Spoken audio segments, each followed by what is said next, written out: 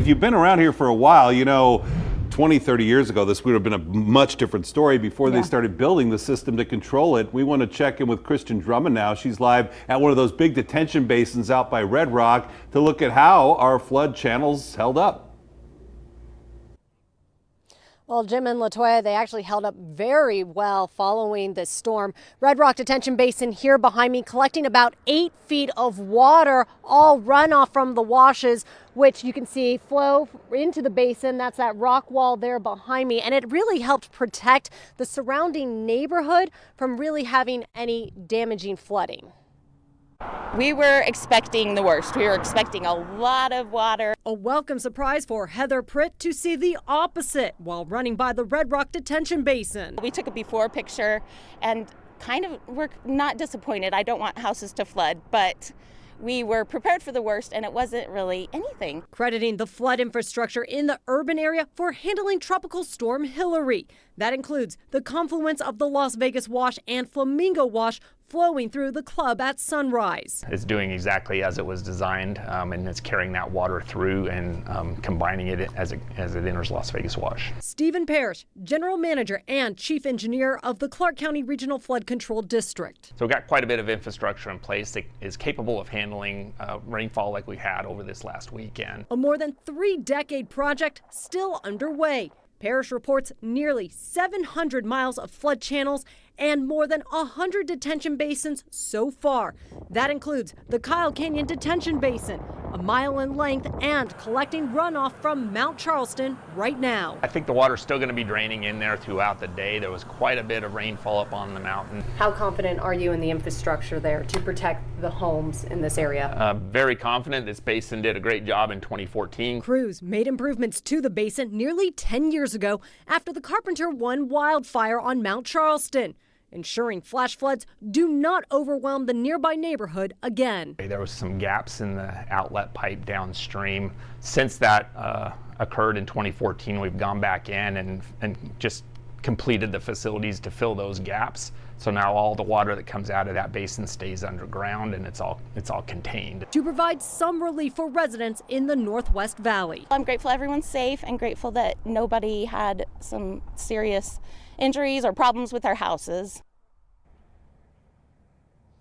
Now, Parrish tells me work continues to improve flood control around here in the Las Vegas Valley, as well as up on Mount Charleston. He says there's a proposed plan to build a bridge up there to help residents get out during a big storm. And following this latest one, they will probably even consider additional facilities to help residents so they can stay safe and minimize the damage going forward. My oldest sister's last year of high school, and this will be our only year of high school that we will be able to attend together. And me and our homecoming is supposed to be coming up. I was supposed to be going with my sisters. I can't even go. Emotional and physical pain after an attack against a group of teenagers last week. Good evening, I'm Marie Mortera. Police say a suspect drove a vehicle over 2 of those girls. The suspect accused of attempted murder tonight. The victims, meantime, are still recovering. Our Katie Munch has been following the story and joins us now with more. Yeah, Marie, the 2 girls happen to be sisters. Their mother tells me that their injuries will forever change their lives. 2 teenage girls who police say were involved in a brutal attack outside a 7-Eleven with a group of adult women are speaking to News 3 from their hospital beds. Their mother, Ashley Croft, hasn't left their sides. 15-year-old Jay bandaged up from head to toe, unable to walk. This hand, you can actually see the bones and the ligaments.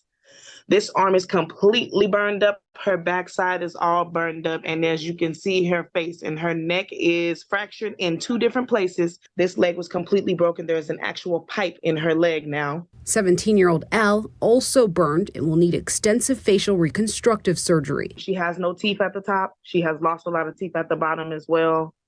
Her is the left eyelid has been completely split open. They put the tracheotomy tube in there because of the fact that her injuries in her face are so bad that they cannot put a tube down her throat. Police say the 2 sisters and several other friends were physically attacked by a group of women outside a 7-Eleven on Boulder Highway and Missouri Avenue last week. After the fight, police say 22-year-old Renee Ramey Mozzie ran the girls over. Mozzie admitted to officers that she told another person involved in the fight to give her the car keys so she could run these bees over. It's hard looking at my sisters in a hospital bed. The girl's little sister, 14-year-old Dee, was also involved in the fight but feels guilty that she wasn't injured. This is my older sister's last year of high school. And this will be our only year of high school that we will be able to attend together. And me and our homecoming is supposed to be coming up. I was supposed to be going with my sisters. I can't even go. The girl's mother says she will press charges against everyone involved in the incident and wants justice for her family. Not only do they have to deal with this in the hospital, they have to go to rehab. We're going to have to figure out, all of our lives are now adjusted. And Mozzie, the mugshot that you saw there earlier, she was arrested for attempted murder and is being held without bail.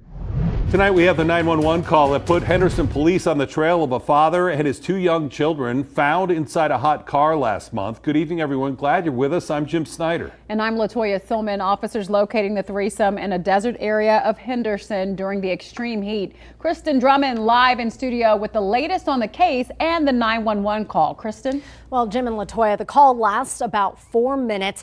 It's made by Rick Nielsen, a bishop in the Mormon church who knows Laugesen. He raises certain concerns while reporting Laugesen missing.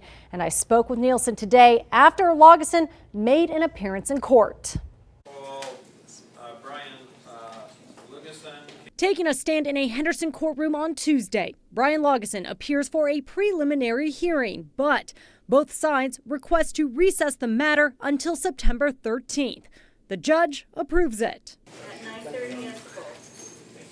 Laugesen's charges: 2 counts of felony child abuse resulting in substantial bodily harm or mental harm after police find the 59-year-old and his 3- and 4-year-old children in a car last month in a desert area. Henderson 911, what's the address of your emergency? Henderson police releasing the 911 call this week that alerted them to start the search for Laugesen the morning of July 24th. Yeah, I need to report a missing father with his missing 2 children. And how long has he been missing? Since yesterday morning. He got his 2 young children ready for church and was headed to church. Left his 13-year-old son at home and left for church and never showed up, and nobody's seen him since. The 13-year-old is still alone in the apartment. It was an emotional experience. Rick Nielsen making that 911 call. Nobody has seen him, and he's a former drug user who had a relapse. Nielsen sharing his concerns with the dispatcher. When officers finally locate the car, windows cracked, not rolled down entirely. The threesome going in and out of consciousness. One child even suffering a seizure, according to a police report. Officers also noticing evidence of possible narcotics use, all while the outside temperature reaches 105 degrees. Any idea of what may have happened and why Brian took them out to the desert that day? No, I don't have any idea. I haven't talked to him since. He has a good heart, but he struggles with things that a lot of people struggle with. And it really was a bad situation that came about because of that.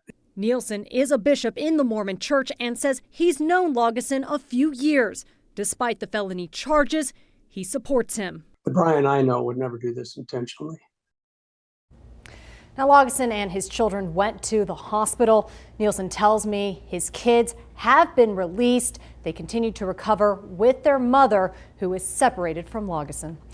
Just click below and subscribe to News 3. You'll get more stories that affect your community.